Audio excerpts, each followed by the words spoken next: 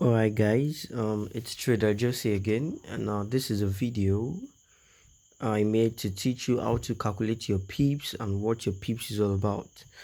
Remember, you can get access to our Telegram channel by registering with our partner broker and funding your account and be ready to make money.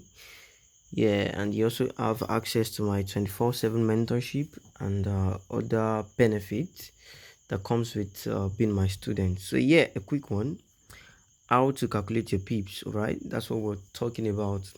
So first of all, let's look at what the pip is. So basically, in forex trading, a pip is just the smallest whole unit measurement of the difference between the bid price and the ask spread rather, in the foreign exchange quote. All right, so what is the ask price and the bid price? So basically, ask price is just the price that the sellers. So yeah, in forex trading, ask price is the price the sellers are willing to sell, right, in the forex market, whereas the bid price is the price buyers are buying in the forex market. I don't know if you've noticed when you're trying to place a trade, you see probably you're trying to use instant execution or whatever you're trying to use, you notice like two prices, different prices, and you wonder which one is the original price. Yeah, that's the ask price and the bid price. All right, but that's not the major focus of today. Or we can just basically call a pip the unit or the cell of a forex pair. All right, the basic unit of a forex pair. So yeah, all currency pairs have similar mode of calculating their pips. Yeah, all currency pairs, although there are exceptions, and the exceptions are gold and JPY pairs. All right, gold and JPY pairs are calculated in a different way. So yeah, let's proceed. So yeah, we have a very good example here. Your euro paired against with the US dollar, the URUSD, at a particular price of 1.0507. You can see the raised to power 6. Ignore that. We call that the micro pip. You don't need to focus on that. Leave that one. It's called the micro pip. You don't need to look into that. Just focus on the original numbers, the 1.0507. So yeah, how do you calculate your PEEP? All right. Before I move into this, why do you even need to calculate your PEEP? Yeah, you calculate your PEEP to really understand your risk management, to know how far the market has gone, to know how far you are in profit, to know how far you are at loss. A whole lot of reasons, whole lot of reasons. To you can even calculate your PEEP to know the entry you're going to, you're going to know your entry in the market. So essential or PIP calculation is very essential, especially for your risk management. Probably in the group you've seen me post things like, yeah, 100 pips, good has done 50 pips, and you'll be wondering what's the meaning of 50 pips. Yeah, what's the meaning of 100 pips? You're about to know now. So how do you calculate this particular pip for this particular currency pair? So every pip in forex trading in currency pairs are calculated to their fourth decimal place. All right, their fourth decimal place. And we're going to take these for example now. We're calculating a 1 pip movement, a 10 pip, and an 100 pip, and an 100 pip movement for this particular pair. So yeah, let's move. Yeah, the fourth decimal place, we all went to primary or secondary school, wherever, and we know the places of decimal. The fourth decimal place, it's this particular 7. Yeah, the 7 in red. That's why I changed the color to red to make you guys know the one that is in the fourth decimal place. The fourth decimal place. Fourth decimal place means that you're counting from the point, from the decimal point, 1, 2, 3, 4. All right, that's where you start calculating your PIP. Now let's say EURUSD moved up. It moved. It bought. They tell you EURUSD has moved 1 pip. Yes, it has moved. And mind you, PIP calculation can be done either while the market is going up or coming down. Yeah, same thing. But you certainly know that when it's going up, you're adding, and when it's coming down, you're subtracting. So that's just basically what PIP calculation is all about. So yeah, if this particular pair moved 1 pip up, all right, just simply add 1 to the fourth decimal place. I come again. If this particular pair moves 1 pip up, you're just supposed to add 1 to the fourth decimal place. And what's the fourth decimal place? That's 7, right? The 7. Now, if you add 1 to that, you'll be having 1.0508.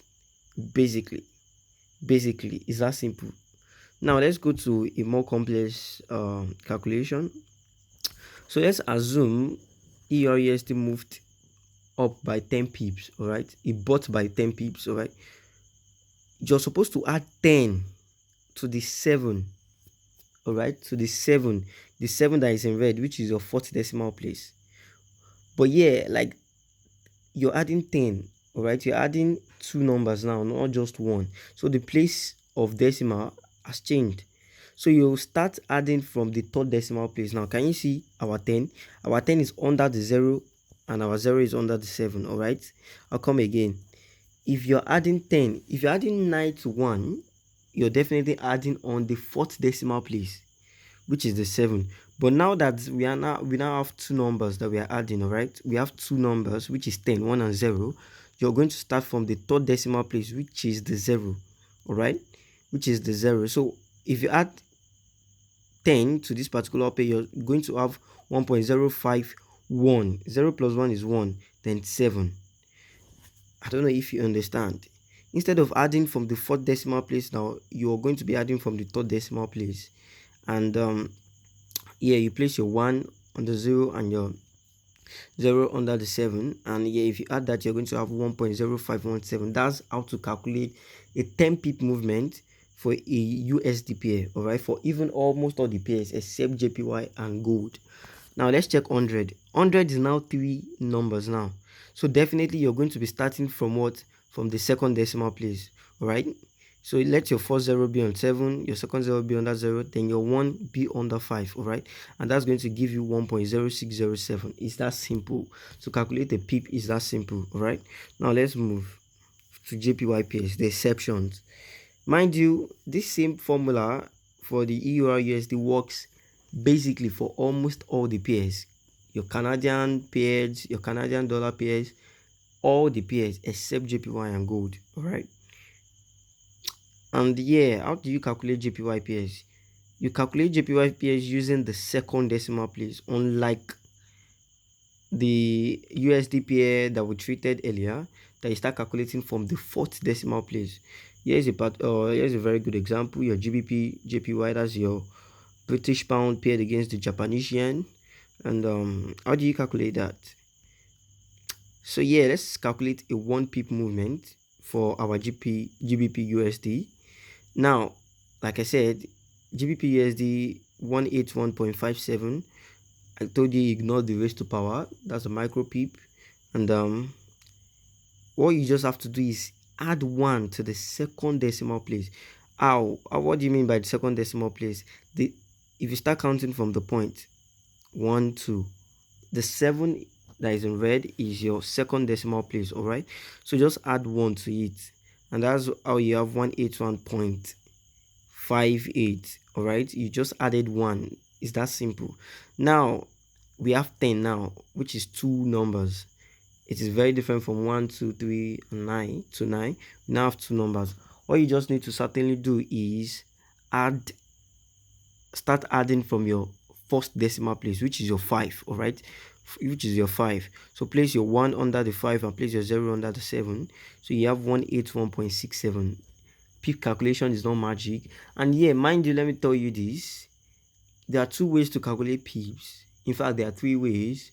But I'm going to be teaching you the simplest, all right? There's a particular one where you add 0.011 and you multiply by probably 100 or 10. I don't want to, bore you with that, rather, because I used to tell somebody to be a trader is not to show off that you know it. No, it's to be profitable. So nobody cares what method you're using to calculate, all right? I'm just going to give you the shortest and the fastest. If you need to know about that one, then you're going to make personal research yourself. If you now make personal research yourself and you're like, Trader Josie, explain this to me, then probably I'll be like, okay, yeah, probably you're interested, but I don't want something that that you guys won't understand, right? That's why I'm picking the simplest approach, all right? This is the simplest approach you're going to see in knowing how to calculate your pips. So yeah, let's move to gold pairs. All right, to gold pairs. Now, gold pairs are also different from the USD pairs, the JPY pairs. Gold is definitely different. And why is it different? We start calculating the pips from the first decimal place. The first decimal place, which is the 2 in red. All right, the first number you're going to see after the decimal point. All right, so let's consider this 1932.21.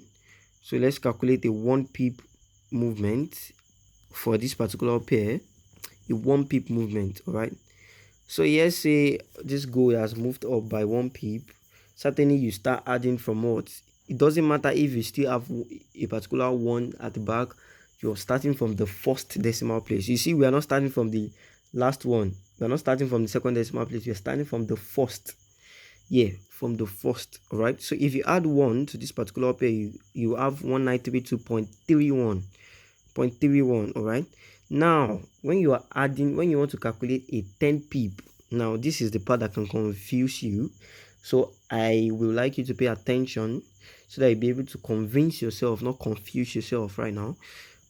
So yeah, how do you add a 10 pip movement to a gold trade? All right, to a gold trade.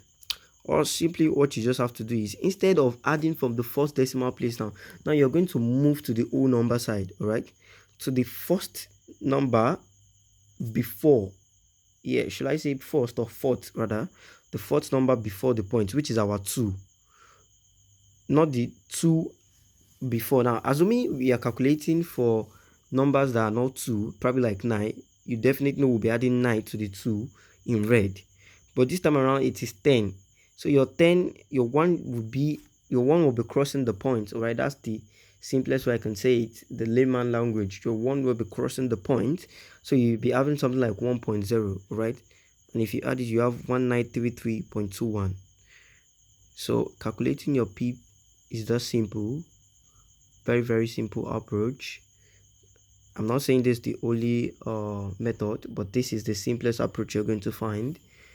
Yeah, and that's the end of this short video on how to calculate your pip. Remember, get funded. You can't make money on a demo account. You can only overcome your fears. You can only become a very good trader if you implement. Implementation is key. Yeah, cheers.